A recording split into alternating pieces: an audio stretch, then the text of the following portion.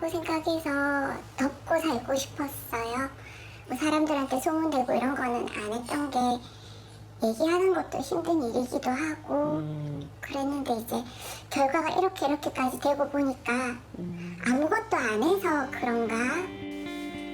지난 5월 한 인터넷 커뮤니티에 도움을 청하는 글을 올린 미현 씨. 그녀의 사연을 접한 모두가 한마음 한뜻으로 분노했습니다. 얼굴 한번 본 적 없는 여자가 5년째 미현 씨의 발목을 잡고 있다고 합니다. 18년도 말 시작된 소송을 제기한 사람은 바로 미현 씨입니다. 13년도에 결혼하고 이제 아이도 낳고 이렇게 살았는데 어느 순간이 되면 담배 피러 나가면 안 들어와요. 30분, 40분, 뭐 길면 1시간, 며칠 있다가 이렇게 보면 통화 목록이 싹 다 삭제가 되어 있는 거예요. 중간중간에 한 번씩 이상하다 이런 일들은 있었지만 말할 때 너무 잘하니까 그냥 참고 요 시기만 넘겨보자는 것도 있었어요. 그랬는데 약간씩 뭔가 도가 지나친 느낌? 2015년에 저희 큰애랑 남편이랑 저랑 괌으로 여행을 갔었는데 자꾸 끊기는 전화가 와요. 남편은 자고 있고 처음엔 안 받았는데 계속 오길래 제가 여보세요 하면 잠깐 목소리를 듣다가 끊고 또 오고 이상한 기분이 들어 집으로 돌아온 뒤 직접 확인을 했다고 합니다. 그 여자 전화번호인 거예요. 뭐 남편 번호로 전화를 걸었더니 받더라고요. 왜 밤마다 전화를 했냐. 내가 건 게 아니라 우리 남편이 건 것 같다. 그럼 남편은 왜 걸었냐 하니까 그때 이제 얘기한 게 씨하고 나하고의 사이를 의심해서 그런 것 같다. 같은 회사 직장 동료 사이였다는 미현 씨의 남편과 그 여자. 둘 다 결혼한 상태에서 그들만의 사적인 연락은 계속됐는데 남편의 휴대전화 통화 기록을 보니 여자 쪽에서 걸어온 연락이 대부분이었다고 합니다. 둘째가 태어난 후부터 남편은 대놓고 가정을 등한시했습니다. 남편이 매년 1회 이상씩 장기 가출을 했었어요. 그게 뭐 1, 2주 이게 아니고 몇 달도 있고 몇 달? 저 같으면 그냥 가서 머리끄댕이를 잡아 당기든지 뭐 이렇게 좀 했으면 좋겠는데 뭐든 찾아라.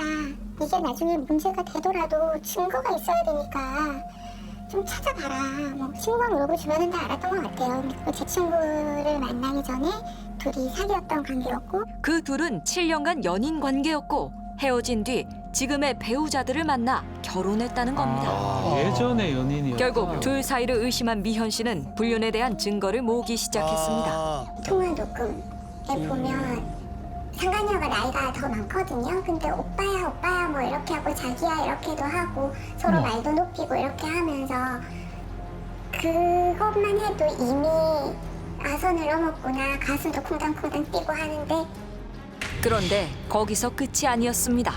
우리 집에 와 자고 가 이렇게 하는 것도 녹음이 관계 가진 이야기 후일담을 나누는 게 있어요. 그 전에는 뭐 방 구하러 가고 진짜 숨을 못 쉬겠는 거예요. 그래서 그때 이제 병원 가서 잠을 자게 해달라고 처음 병원을 갔고 사실은 녹음 파일이 만점 안 들었어요. 저도 살아야 되니까요. 더 찾으면 제가 죽을 것 같아서 거기서 이제 스톱했던 거는 있었어요. 남편이 가출한 상태에서 2018년 이혼 소송과 상간녀 소송을 동시에 진행한 미연 씨. 그런데 이혼 및 상간녀 소송 첫 신문 기일이었던 2019년 2월 27일 무슨 이유에서인지 남편은 법정에 나타나지 않았습니다. 그로부터 10일 뒤 미현 씨는 한 통의 전화를 받았습니다. 3월 10일에 본가에서 전화가 왔더라고. 이제 너 죽었다. 이게 무슨 아이고. 일이지? 남편이 극단적인 선택을 한 채 발견됐다는 겁니다. 그 정확하게 언제 그렇게 됐는지도 가족 남편의 그 가족들도 모른다고. 이게 언니가 그냥 상주가 돼가지고 네. 장례식을 치르게 됐죠. 겨우 2살, 5살이던 아이들도 하루아침에 아빠를 잃었습니다. 어떻게 살았나 사실 기억이 잘 안 나요. 자살 예방 전화에 밤에 전화해서 죽을 건 아닌데 너무 죽고 싶다고. 한순간 세상에 자신과 어린 아이들만 덩그러니 남겨진 기분이었다는 미현 씨. 그렇게 남편과의 관계는 이혼이 아닌 사별로 남게 됐습니다. 미현 씨가 상간녀로 지목한 이 씨는 모든 걸 부인했습니다. 처음에 소송 들어갔을 때는 절대 그런 관계가 아니라고 했거든요. 그 다음에는 이제 그냥 친한 동료 사이다라고 했고, 자신을 의심하는 것에 대한 불쾌한 심정을 문자로 보내오기도 했습니다. 그러나 재판부는 2021년 7월 미현 씨의 손을 들어줬습니다. 판결문에 따르면 두 사람의 부정행위는 통화 시간과 내용, 회사 상사로부터 품행 유지에 대해 경고받은 부분을 통해 확인할 수 있고 이 기간이 약 1년 넘게 야. 이어져 왔다고 적혀 있습니다. 결국 재판부는 이 씨에게 위자료 2천만 원을 지급하라는 판결을 내렸습니다. 항상 늙었어요. 밤에 전화 걸면 울다가 받거나, 이제 뭐 잠을 못 들어서 계속 괴로워서 받거나, 항상 살얼음판이었어요. 정말. 금액은 말이 안 되지만 그냥 이걸로 끝내자. 사과를 받는 손에서만 그냥 마무리를 하자.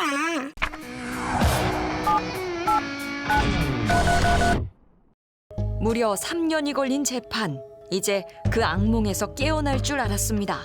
집으로 법원 등기가 청달이 됐어요. 이제 나한테 올 게 없는데, 다 끝났는데, 지방법원이네. 아들은 그 여자뿐인데 생각하고 딱 열었더니 구상권 청구 소송장이 들어와 있는 거예요. 상권?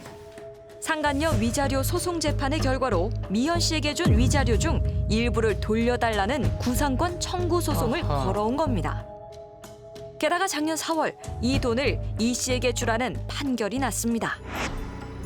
구상권 청구란 타인의 빚을 대신해서 갚은 사람이 이후에 채무자에게 상환을 요구하는 것을 말합니다.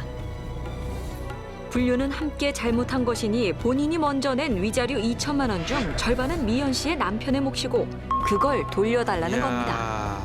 죽은 사람 건 네가 내라고 할 거라고는 상상도 못했거든요. 가해자가 피해자한테 돈을 달라는 그 손해배상을 하라는 게 있을 수 있는 일인가. 조금씩 평범한 삶을 찾아가고 있다고 생각했는데 살아생전 남편이 저지른 불륜에 대한 값을 상간녀에게 줘야 하는 기막힌 이야기의 주인공이 됐습니다. 깜짝 놀랐어요. 저도 물어봤어요. 제 아는 변호사 분한테. 그럴 수 있다더라고요. 네. 근데 그렇게 안 한대요, 사람들이. 하죠, 잘안 궁금한 하죠. 거 아닌가요? 그뿐만이 아니었습니다. 이 씨는 미연 씨가 두 사람의 통화 내용을 몰래 녹음했다며 형사 고발을 했고 미연 씨는 집행유예 선고를 받았습니다. 그런데 그로부터 2년이 흐른 뒤 미연 씨에게 손해배상을 청구한 겁니다. 저는 600 얼마에 그 손해배상비 300을 더해서 900. 그냥 우화밖에 안 나와서 너무 말이 안 되는 이런 일을 계속하는 사람이 있구나. 미연 씨는 직접 돈을 주러 이 씨를 찾아갔습니다. 돈 들어왔어요.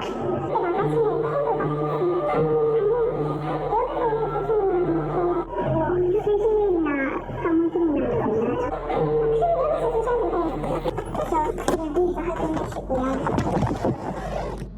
아무렇지 않게 직원들에게 미현 씨를 소개하더니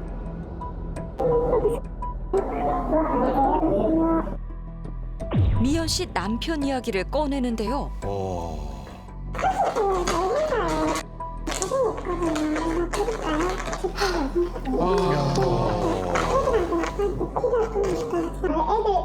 애들 입에 올리지 마세요. 다음에 만약에 일이 되면 저희는 성공을 주세요. 저도 제 평장에 이름 찍히는 게 싫더라고요. 말씀하세요. 갖다 주세요. 무슨 정신으로 이야. 집에 돌아왔는지조차 기억나지 않던 그때 지금 11만 원이 모자라거든요. 혹시 주실 생각이 있으실런지 아니면 어떻게 하시는지 한번 여쭤보려고 전화를 직접 드렸어요. 저도 은행에서 찾아온 거랑 집에 있는 거랑 합해가지고 저도 한 3번 세서 돈뭉치를 만들었거든요. 아니요, 차비하시고 애들 가서 사주세요. 끊을게요. 태어난 이 씨의 모습에 마음의 응어리는 더 커졌습니다. 그런데 아직 바닥이 아니었습니다. 판결이 구상권은 주되 상속 지분만큼 내라라고 나오는 걸 딱 받자마자 변호사님한테 전화했었어요. 변호사님, 이러면 저 여자는 우리 애들한테 또 걸 거다. 설마 그러겠습니까? 진짜 애들한테도 걸어온 거예요. 지난 5월 6살, 9살인 아이들에게도 각각 300만 원씩 이 씨에게 돈을 지급하란 판결이 났습니다. 그 아빠 잃은 아기새 같은 그 10살도 안 된 애들한테 돈을 내라고. 그래서 그거는 정말 참을 수가 없어서 이거를 애들을 건드린 거는 이제 계속 마음이 용서가 안 돼요.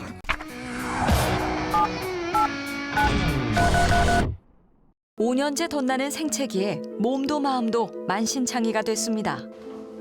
우리가 다시 미현 씨를 만난 곳은 한 카페였습니다. 가만 생각하면 지는 불합리하다고 나한테 형사도 걸었고 이런 말도 안 되는 민사도 걸고 우리 애들한테도 다 걸었는데 나는 좋은 게 좋다고 그냥 있었으니까 더 이상 두고 볼 수만은 없었습니다.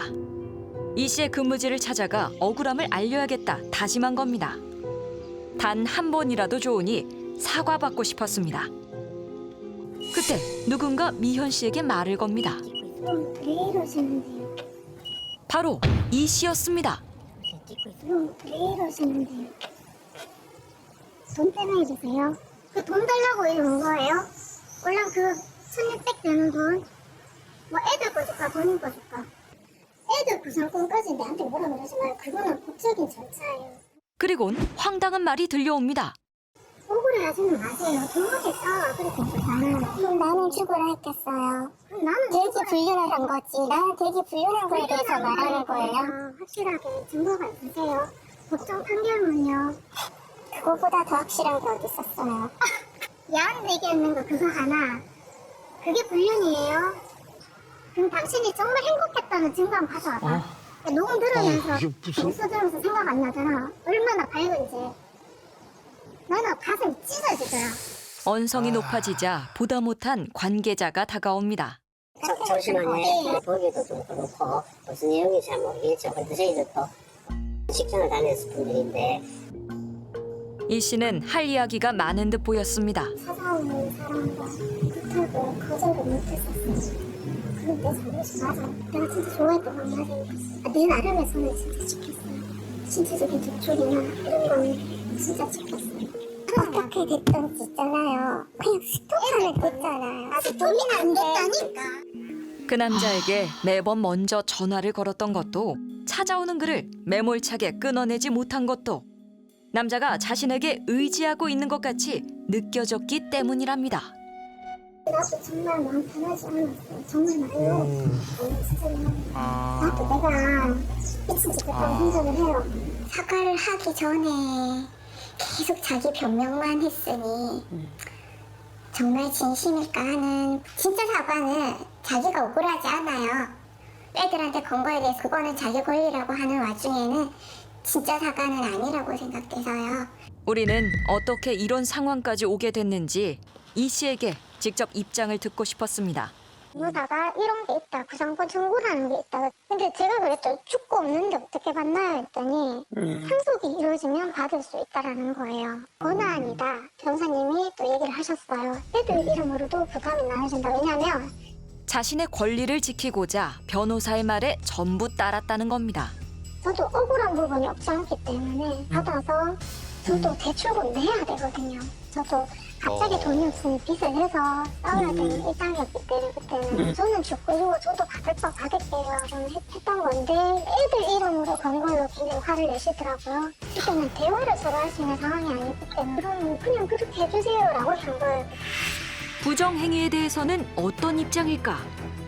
남들이 상황을 모르고 들으면 이상한 얘기인데 그렇게 해서 못당한 거예요. 미연 씨는 얼마 전 아이들 판결금까지 이 씨에게 다 지급했습니다. 아이들이 훗날 알게 되는 걸 원치 않았기 때문입니다.